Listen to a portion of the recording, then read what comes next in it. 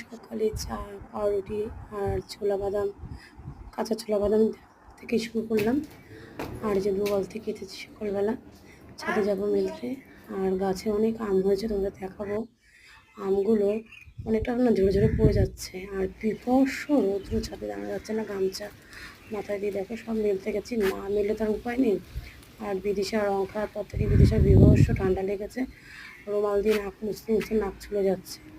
একটা ছেঁড়া গামছা আছে, গামছাটা কেটে দিয়েছি, আর যে এটা দিয়ে মুছতে থাক। আর এই যে গোবরগুলো শুকনো, গোবরটা এনে রেখেছি ছাদে, এটা শুকনো হলে গাছের গোড়ায় দিয়ে ভালো সার হয়। আর এই দেখো দুটো ফুল রেখেছে, কি সুন্দর হয়েছে।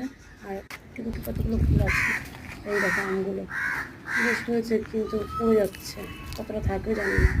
আর তোমাদের যদি ভালো লাগে আমাদের বাড়ির থেকে এসে আম নিয়ে যেও, যার যার ভালো লাগছে। ঠিক আছে, টাটা, যে চলে যাই, হেভি রোদ।